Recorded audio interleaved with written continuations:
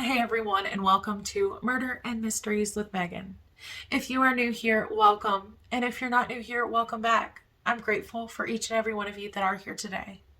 On my channel, we talk about true crime, conspiracies, hauntings, and mysteries, and things of that nature.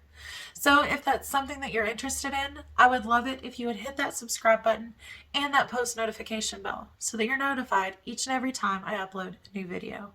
In today's video, we'll be talking about 15-month-old Evelyn Boswell. She wasn't reported missing until 2 months after her disappearance, and then her remains would be found on a family member's property later on.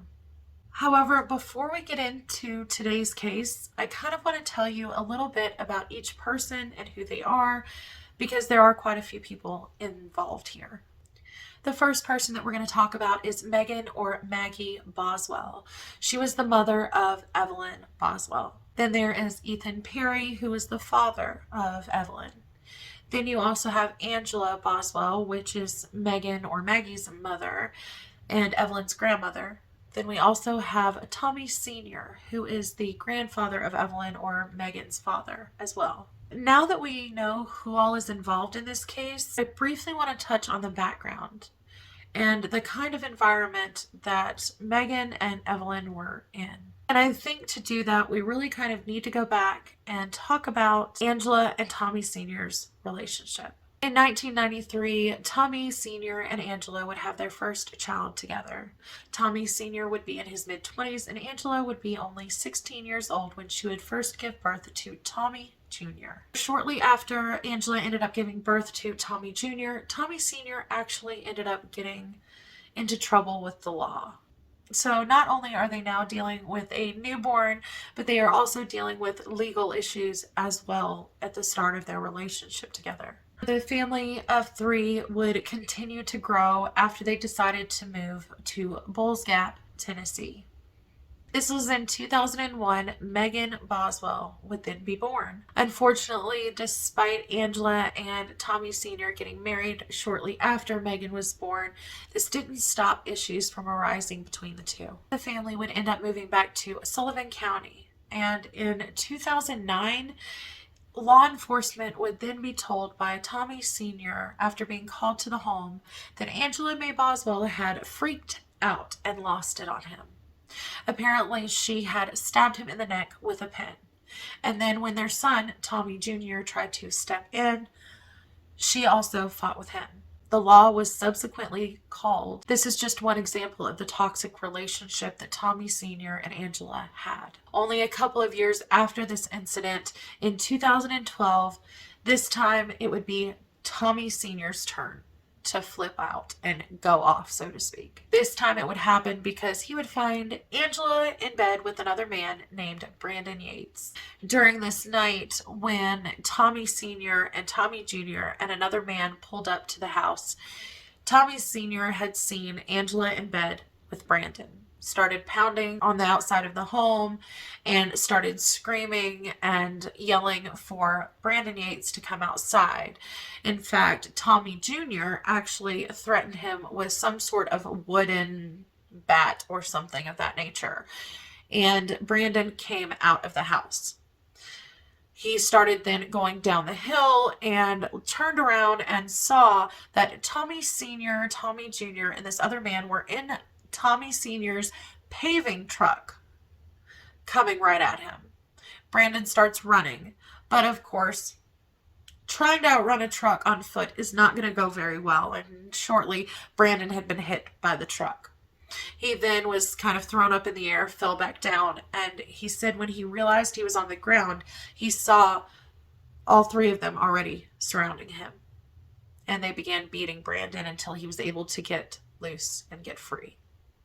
Later on, when law enforcement actually contacted Tommy Sr. about the incident, the only thing that Tommy Sr. said was, quote, "The three of us did work him over," before hanging up the phone. Because of the fact that Tommy Jr. was actually involved this time and was 19 years old, he too was charged and arrested. Ultimately, the two of them ended up taking a plea bargain and receiving probation. About a year and a half later, Tommy and Angela end up having a third child.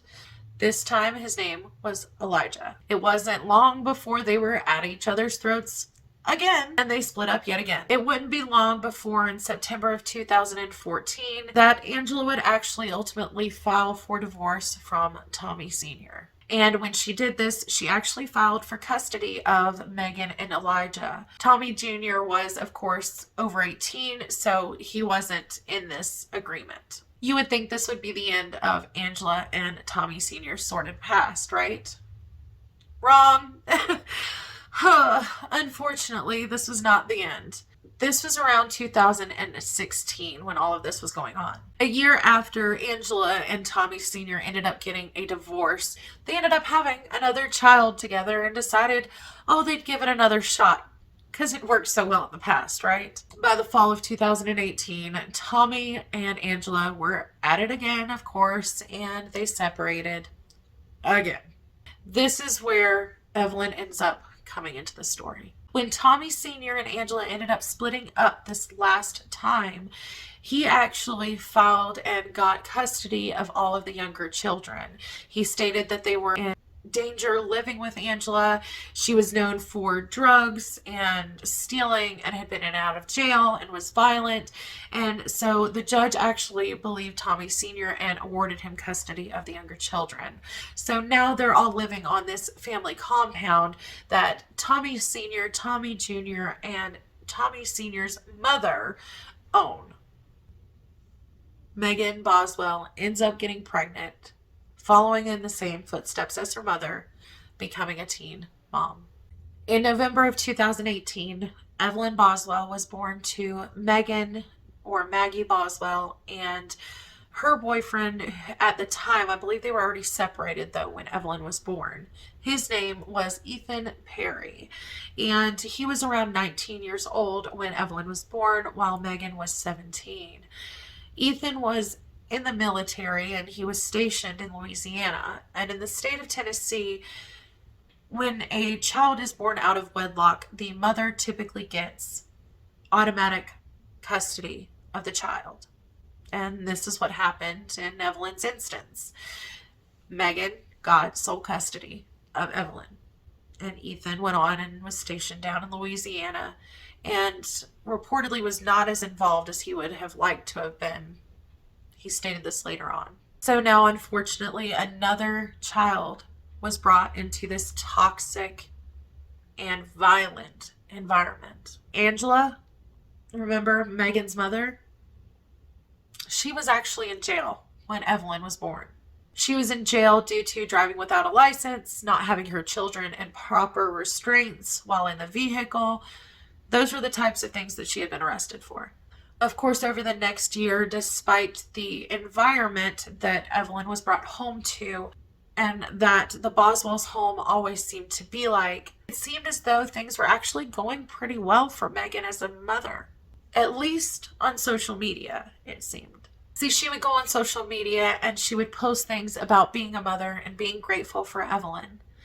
Things in essence like, even though life was hard and it hadn't been easy for her, that Evelyn was what made everything worth it. That seeing her love for her and her smiles and hearing her call her mom, it made it all worth it. However, only a few months after these types of posts, in February of 2020, a phone call on February 18th, actually, would be made to the Department of Children and Family Services by Tommy Boswell Sr. This phone call made by Tommy Sr. was actually then referred to the Sullivan County Sheriff's Department in Tennessee. See, he had stated that he was concerned for the safety of his granddaughter, Evelyn. He said that he had not seen her since Thanksgiving. Other times, Tommy Sr. would actually report that it was the day after Christmas that he last saw her.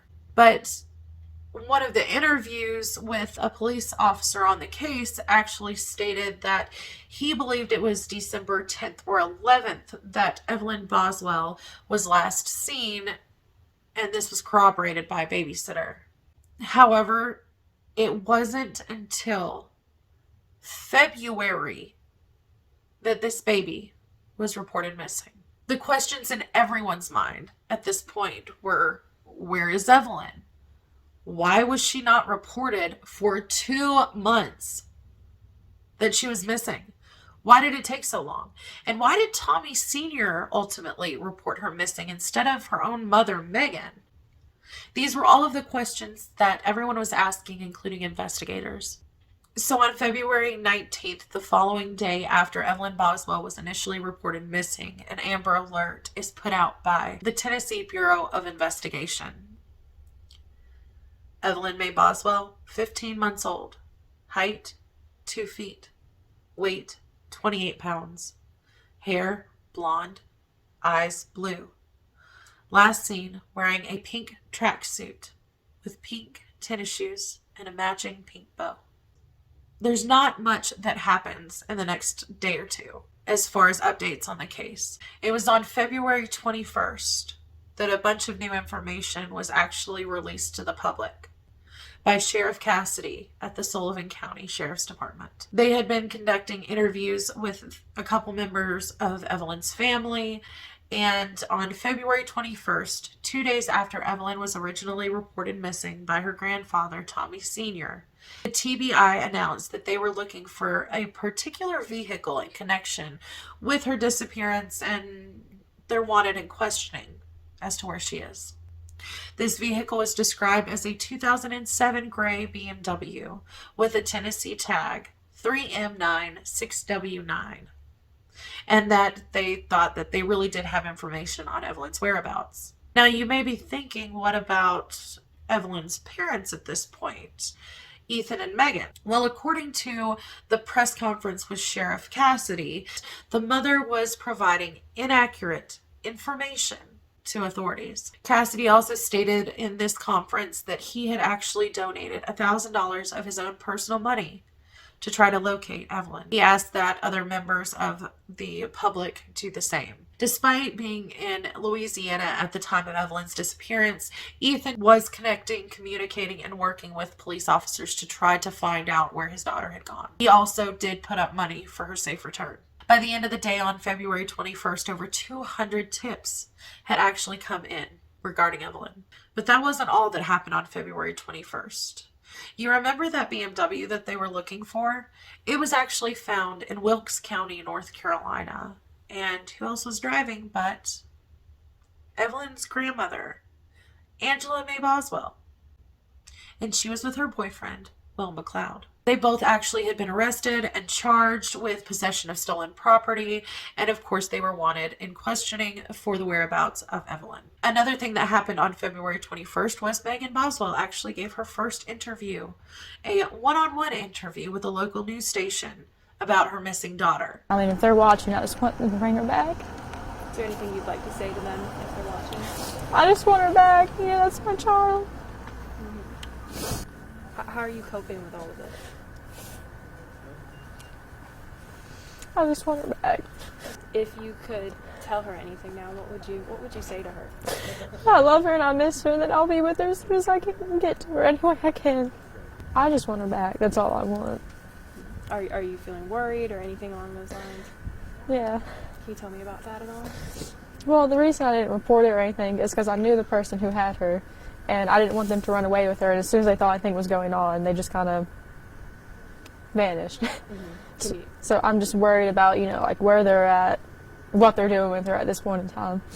At this point, she wouldn't mention who it was that had Evelyn, though. Tommy Sr. was actually interviewed at this time also, and he told them that he was the one that reported Evelyn missing, and that when he had spoke to his ex-wife Angela before reporting Evelyn missing, she supposedly told Tommy Sr. that if he did report Evelyn missing, that he would be sorry.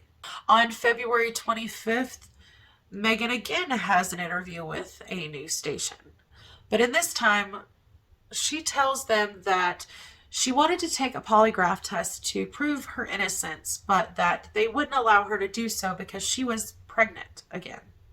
Later that day, though, Sheriff's Department actually stated that they had never asked Megan Boswell for a polygraph exam. And they also arrested her for making false reports to the police department, impeding an investigation as to the whereabouts of her own daughter. Megan had told police many different stories during her interviews. At first, she had told law enforcement that Evelyn was with Ethan Perry, her father, and she was there with him in Louisiana. Another story that she had told them was that Evelyn's grandmother, Angela, had her and taken her to a campground somewhere in Mendota, Virginia. Of course, police officers had followed up on this. They had investigated Ethan Perry, found out that Evelyn was not with him, and they also looked into the campground that supposedly she had been to in Mendota. Sullivan County Sheriff's Department stated that they had been trying to work with Megan on the whereabouts of Evelyn, but that every time that they spoke to her, her story changed. So because of this, consequently, Megan Boswell was arrested and was charged and had a bond of $25,000. At this point, law enforcement is continuing their search for Evelyn Boswell. She still hasn't been found. Over the next few days, they searched property. They ended up searching Angela's boyfriend, William McLeod's family's property to see if potentially Evelyn was there with them. Nothing was found. They also investigated a location on Tommy Jr.'s property where Angela and Megan and Evelyn had once lived before. They did retrieve some items from Tommy Jr.'s property. However, we don't know what those items are. By the 1st of March, despite having over 700 tips at this point come in, none had led to this poor baby girl being found. On March 2nd of 2020, Megan Boswell stood before a judge. She tried to make a plea deal in regards to providing false information and requested a reduction in bond. She was denied. March 6th, the investigation and the search for Evelyn continues. An unidentified tip came in to search Tommy Sr.'s property once again. They came to his compound and there was a shed, a work shed there. This is where missing Evelyn Boswell's remains were found, still wearing the same clothing she was reported missing in. Within the next 3 days, on March 9th, Megan Boswell's bond was raised from $25,000 to $150,000. They wanted to receive the toxicology and the autopsy results. The judge had reportedly stated Megan was a substantial risk of harm to the community and that she could very well be a flight risk. Investigators had actually stated that when TBI found Evelyn, that not only was she wearing the clothing that she had been last seen in, but she was surrounded by other clothing, toys, and even diapers. Within the next few days, family members of the Boswell family released a statement, as well as Ethan Perry. Ethan's statement about finding the remains of his daughter and this investigation was this: "Our focus has always been Evelyn, and now on the investigation and bringing all of those responsible to justice. We have complete faith and confidence in law enforcement to do just that." Now, the Boswell family's statement was a little bit different, and they did not include Angela as part of this statement. In fact, they even made sure to note that, quote, "The immediate family, excluding Angela Jones Boswell, of Evelyn, are in anguish and grief over their loss. It has been a very rough and trying time for everyone. At this time, they do not want to speak publicly in regards to the tragedy. They are still trying to process what has happened. They ask for the media and for the public to respect their wishes. They need time to grieve privately." From this point on, the Boswells have pretty much kept their head down and not talked to anyone, including media. Not much happened over the next month in the public eye. Investigators were still waiting on the toxicology and autopsy results. May 6th, Sullivan County Sheriff's Department stated that they had a person of interest in the case. However, they still had not received the autopsy or toxicology yet.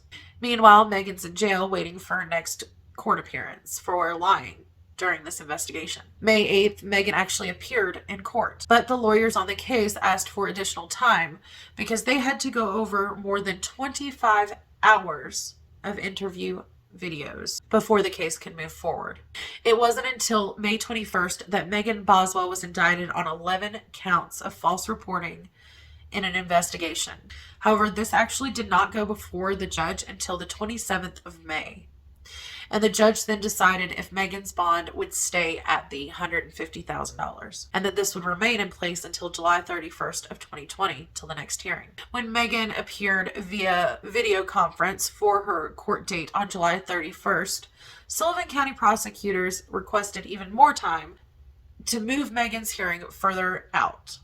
They said they were planning on bringing up another charge in front of the grand jury, but they actually needed this date to be set sometime after August 19th. This was honored, and Judge James Goodwin then actually set the next court date to August 28th of 2020. So here it is, August 19th of 2020, over 8 months since little Evelyn went missing initially, and about 6 months since she had been reported missing. The Tennessee Bureau of Investigation makes an announcement. They were now charging Megan Boswell with more charges. They were indicting her on 19 different counts. 2 counts of felony murder, 1 for abuse and neglect, another for tampering with evidence, 12 counts of false reporting, abuse of a corpse, failure to report a death under suspicious or unnatural circumstances. These were her charges. Her next court date, of course, was August 28th, and her bail was up to $1 million. They also mentioned at that time that she was actually the sole suspect and person of interest in this case. On August 28th, Megan Boswell came before the court again, this time for all 19 charges. She pled not guilty. Her next court date was scheduled for December of 2020 to determine whether or not she would be eligible for the death penalty.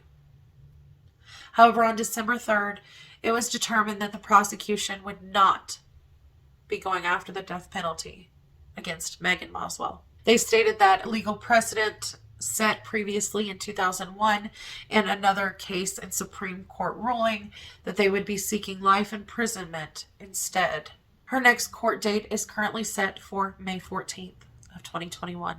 Well, everyone, that's pretty much everything that we have right now on this case.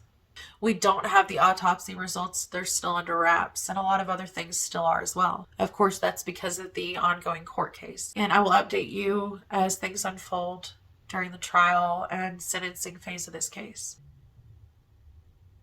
I do want to mention as well that in February of 2020, there was a bill that was introduced called Evelyn's Law that would charge parents with a misdemeanor if they did not report their child missing within 48 to 72 hours of them last being seen.